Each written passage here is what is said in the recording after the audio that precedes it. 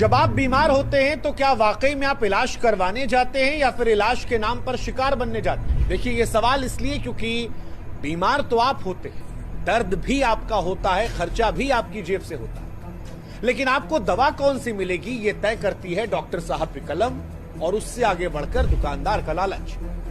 और इसीलिए आज 140 करोड़ भारतीयों की तरफ से आज की कचहरी का पहला मुकदमा उस रैकेट के खिलाफ जिसने आपकी बीमारी को मुनाफे का धंधा बना लिया है। वो रैकेट जो हमारी और आपकी तकलीफ से अपने बिजनेस व्यापार को चलाता है।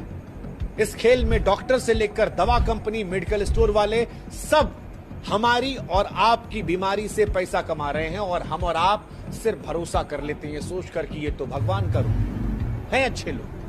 लेकिन आज बात उनकी जो आपको ठग रहे हैं, और यह मसला इसलिए क्योंकि इसका असर आम परिवारों पर पड़ी।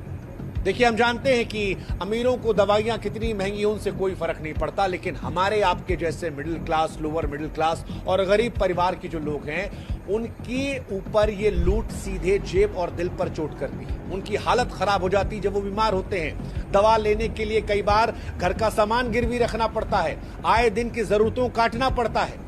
और ये सब तब हो रहा है जब भारत पूरी दुनिया का सबसे बड़ा जेनरिक दवाई बनाने वाला देश है। आप जानते हैं कि अमेरिका में भी लोग हमारी सस्ती जेनरिक दवाइयां खाते हैं, लेकिन वही दवाई जो हिंदुस्तान में बनी अमेरिका पहुंच गई, उसे भारत के मरीजों तक नहीं पहुंचाया जाता क्योंकि डॉक्टर साहब दिखते ही नहीं है, दुकानदार जो है बेचता ही नहीं है और सिस्टम आंखें मूंदे बैठा है। दवाई आज भारत में जरूरत के हिसाब से नहीं साहब, मुनाफे के हिसाब से दी जा रही है। वो जो डॉक्टर साहब पर्चा आपको थमाते हैं वो आपके लिए होता ही नहीं, वो उस दुकानदार के लिए है जिसे पता है कि किस दवा पर कितना कमीशन है और कहां कहां किसकी किसकी जेब में जाएगा, और वो जेब आपकी काटी जाती है और आपको पता चलता नहीं है। कई बार तो आपसे 100 गुना से ज्यादा एक दवाई पर मुनाफा ले आता है। हम और आप सोचते हैं कि हम इलाज करवा रहे हैं, लेकिन हकीकत यह है कि आज बीमार होकर हम उस बाजार का हिस्सा बन चुके हैं जहां दर्द बिकता है, बीमारी से धंधा चलता है, और आज इसे हम एक्सपोज भी करेंगे और आज हम आपको कचहरी में जागरूक भी करेंगे।